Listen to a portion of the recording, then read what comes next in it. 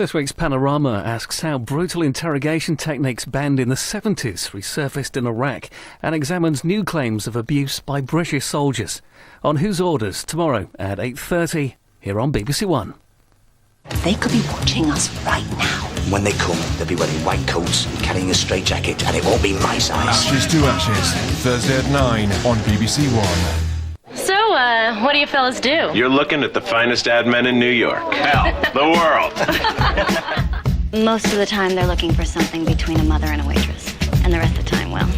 Advertising is based on one thing: happiness. When you've got it all, you've got it all to lose. I cheated myself.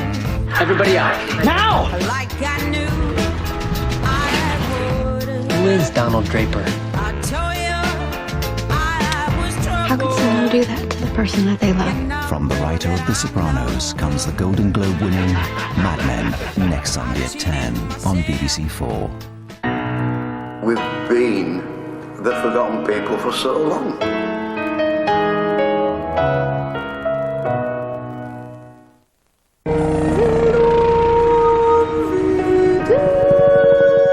The 10 o'clock news now on BBC One with Michelle Hussein.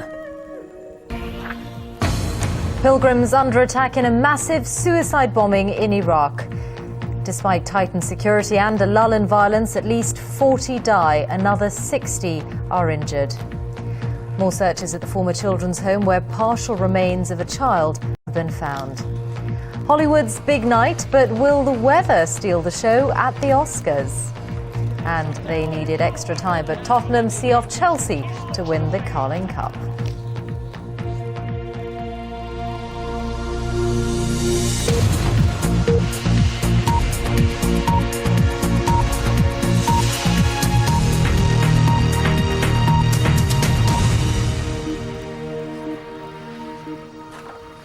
Well, despite a recent improvement in overall levels of violence, Iraq has suffered a major suicide bombing today. At least 40 people have been killed south of Baghdad, many of them Shia pilgrims travelling on foot to a holy shrine.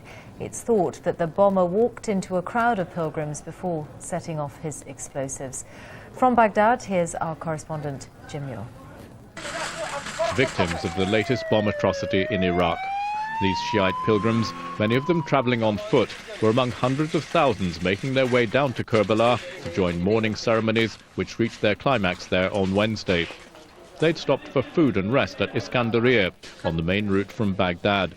It's there that a suicide bomber wearing an explosive vest managed to get in among them and blow himself up. People of the area invited us into a tent to take some rest. There was a huge blast. It became dark and half of the people were lying on the ground wounded while the other half were dead. What did they do? Extra security had been laid on for the pilgrimage. Thousands of Iraqi and American troops searched pilgrims and mounted extra patrols and checkpoints. In recent years, with sectarian violence raging, the pilgrimage to Karbala was really running the gauntlet with numerous attacks along the way. One of the worst was this time last year, a double suicide bombing at a similar way station along the pilgrim route. Well over 100 of them were killed. That was when the cycle of sectarian violence was at its height. But since last summer, there has been a steady, yet relative improvement in the situation. The authorities were hoping this year's pilgrimage would pass off peacefully. It was not to be. Jim Muir, BBC News, Baghdad. And a little earlier, Jim described to us the current levels of violence in Iraq.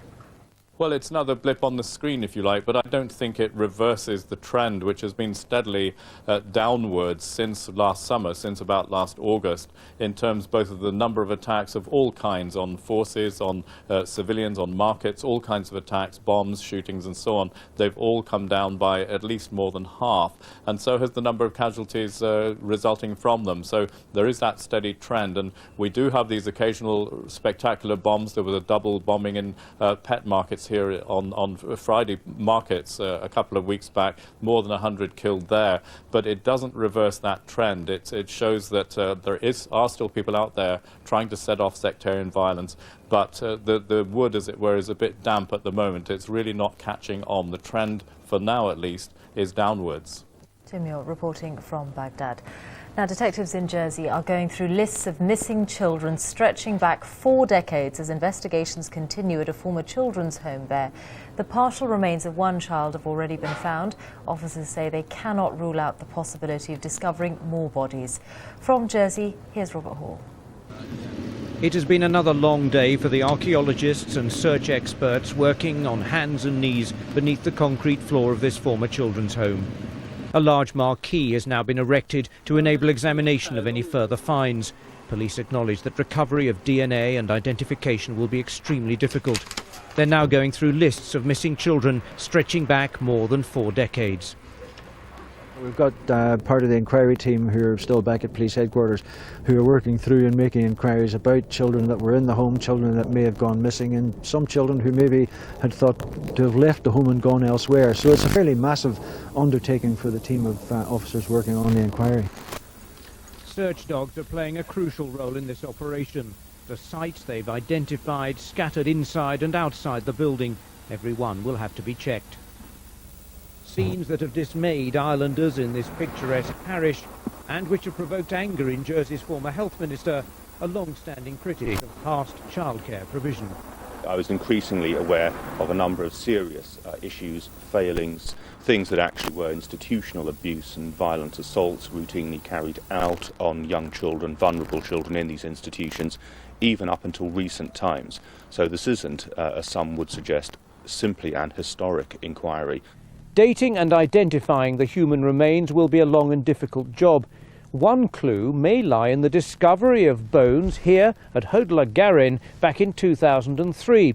At that time, a pathologist decided the bones were those of an animal. But in the light of this latest discovery, police say those findings may have to be reviewed. Robert Hall, BBC News, Jersey. Police divers have been searching an area of parkland within a mile of the home of the missing schoolgirl, Shannon Matthews. They say significant searches of the areas where Shannon was last seen are continuing. It's now 6 days since the 9-year-old disappeared on her way home from school in Dewsbury, West Yorkshire. Senior figures in the Labour Party are claiming that there is a campaign to oust the Speaker of the House of Commons, Michael Martin, after a controversy over his expenses. Mr Martin's spokesman resigned yesterday after unwittingly giving out incorrect information about taxi journeys made by the Speaker's wife. From Westminster, here's James Hardy. Michael Martin was a controversial choice even before he was symbolically dragged to the Speaker's chair 7 years ago. Order! Many Tory MPs objected to him from the start, but early mutterings were nothing compared to the vicious headlines today. The pressure intensified with the resignation yesterday of Mr Martin's official spokesman in a row over a taxi bill run up by his wife Mary, but he's facing a series of other potentially damaging accusations. These include unanswered questions over the £4,000 taxi bill run up over several years, possibly in part for household errands. And Mr Martin's facing an inquiry over using air miles earned on official business to fly his family to a get-together in London. He's also under fire for claiming a £17,000 allowance on an allegedly mortgage-free house in his Glasgow constituency. But there are claims today it's all a load of rubbish. Order! It is being used irresponsibly, I think, by journalists in a vendetta, in a witch hunt against Michael Martin, because there are some people who've never liked him as Speaker because of his background, and there are some people who want to get him out because they're aspiring to take over his job, and I think it is disgraceful. MPs can talk about anything they like, inside or outside the House, except their views on the Speaker. They dare not speak out, and we know that there is widespread disquiet on both sides of the House, and no one dare say a thing. So he's not a witch hunt at all. I think he's being protected rather than hunted, actually.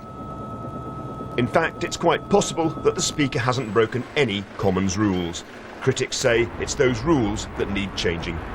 Well, the rules are wrong, in my view. There clearly is scope for abuse on things like the housing allowances. It's wrong that you can claim up to £250 without a receipt. Order! Mr Martin's already ordered a review of MPs' perks, but there's unease in some quarters that it's being conducted by a committee that he chairs. This is embarrassing, no doubt hugely frustrating for the Speaker, but it is important to stress that his job's under no real threat. He believes he's done nothing wrong, and that appears to be a view shared by the great majority of MPs. What all this does point up, though, is the difficulties of operating a system where the House of Commons polices itself. James Hardy, BBC News, Westminster.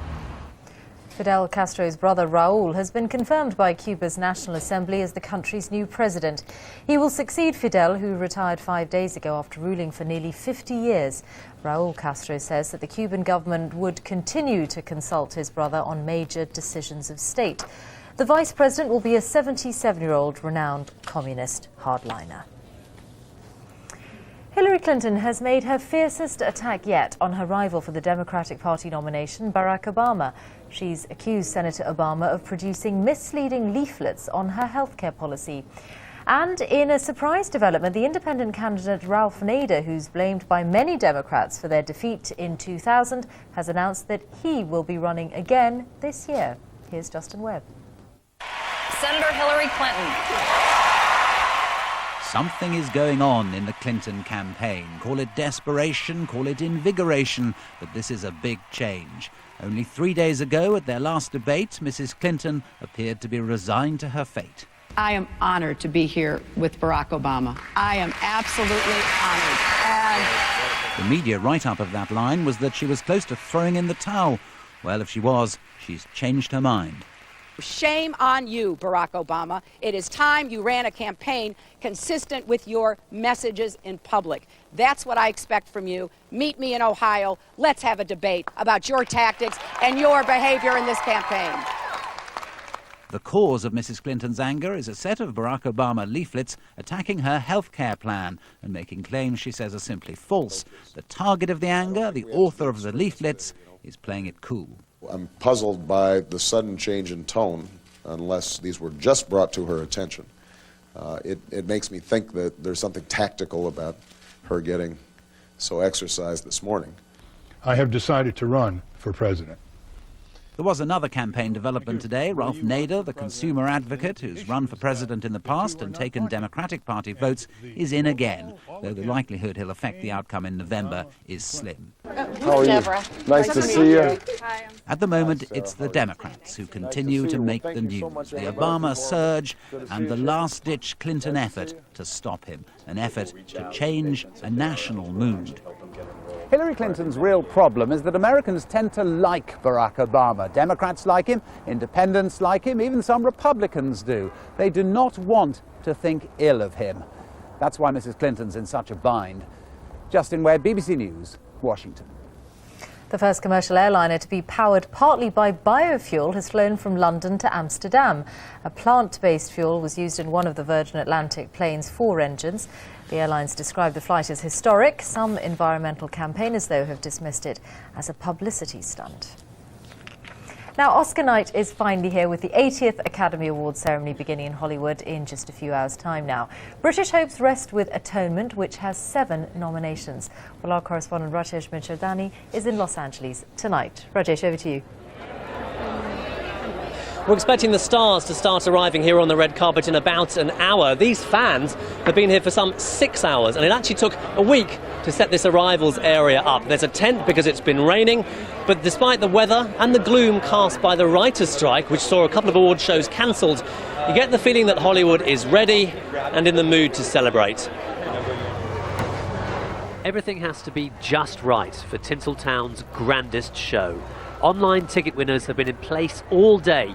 Oscar's greatest fans waiting for the world's biggest movie stars.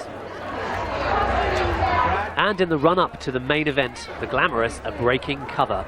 Relieved the writer's strike is over and excited the Oscars can go ahead as planned. Kate, BBC, how does it feel to be nominated twice at the Oscars? Oh, it's awful. I wish they only did it once. Competition comes from veteran British star Julie Christie and French actress Marion Cotillard as singing legend Edith Piaf. God bless you all.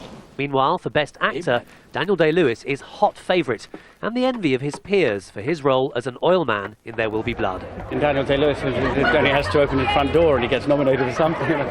and I've known him since the very beginning of my career, because my first job was to take over from him in a role, and so it's I wish him all the best between gritted teeth. A friend of mine has a cottage by the coast. British wartime drama Atonement is up for 7 Oscars, including Best Picture. Unacceptable. Meanwhile, Tilda Swinton, Tom Wilkinson and George Clooney make it a hat-trick of acting nominations for legal drama Michael Clayton. She's a miracle, Michael. She's God's perfect little creature. It doesn't make your acting any better, but you just think, why don't other people have got them? Why don't I? I'm going to get one. If I don't get one this time, I'll get one next time.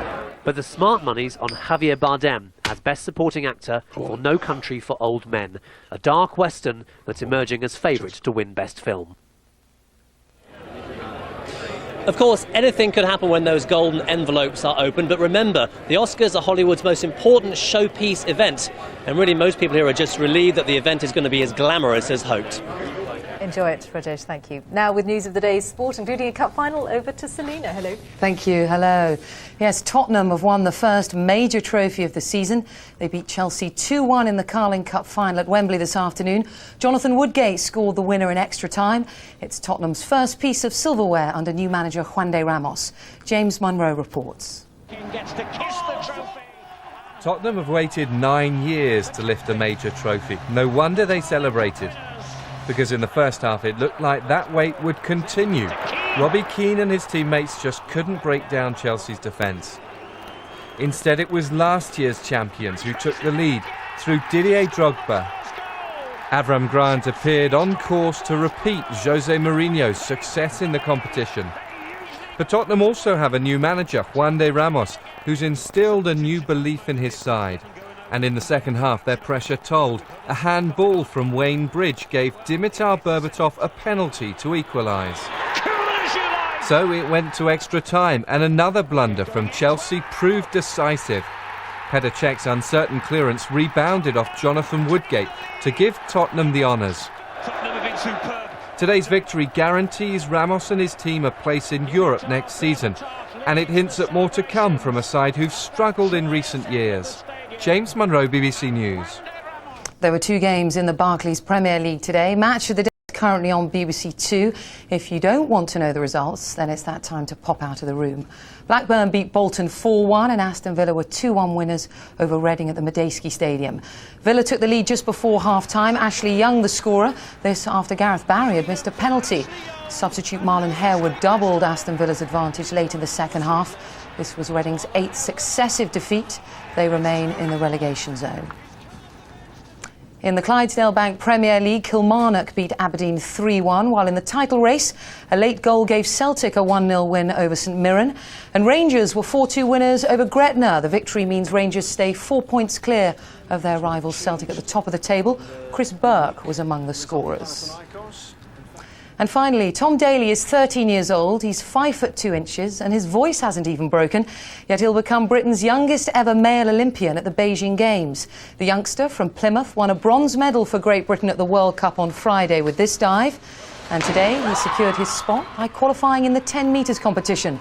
Tom said afterwards, "I'm absolutely over the moon. I can't believe I've done it." Phenomenal talent. That's all the sport, Michelle. What an achievement. Thanks very much, Selina. Certainly someone to keep an eye on. And the main news tonight, at least 40 pilgrims have been killed in a massive suicide bombing in Iraq. But from us, a very good night.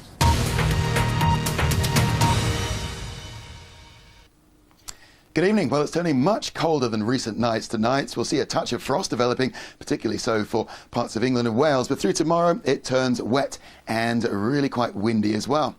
Now, the wet and windy weather will mostly affect Scotland and Northern Ireland, but overnight tonight there are the clear skies. The blue tones indicate the frost. Some rural spots getting down to 0, -1 degrees, much colder than last night, with a few patches of mist and fog.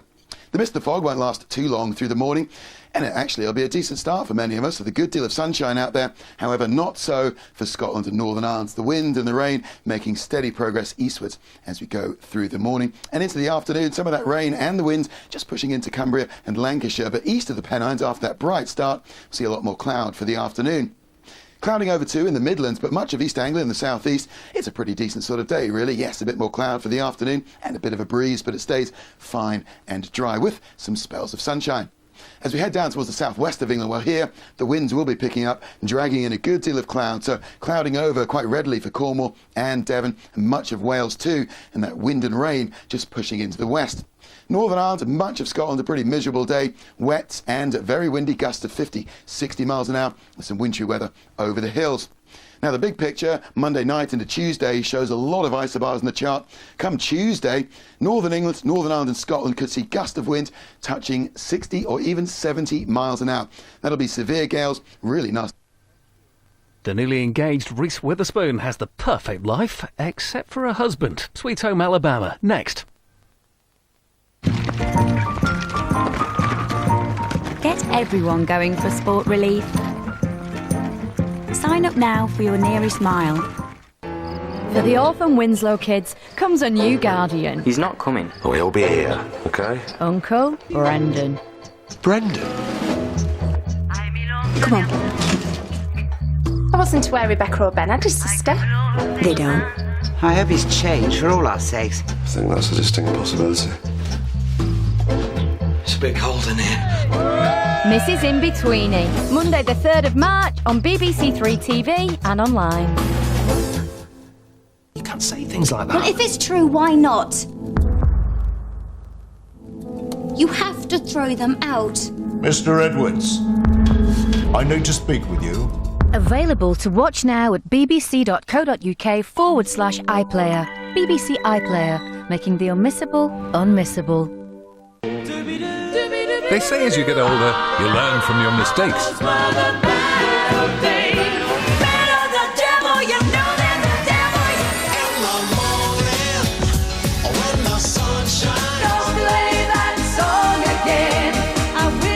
So make this a winning year.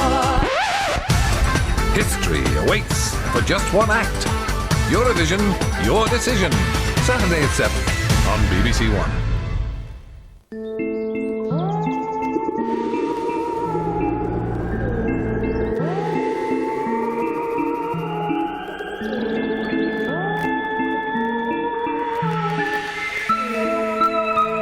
Sometimes what you're looking for is right where you left it. Reese Witherspoon goes back to her roots now on BBC One in Sweet Home, Alabama.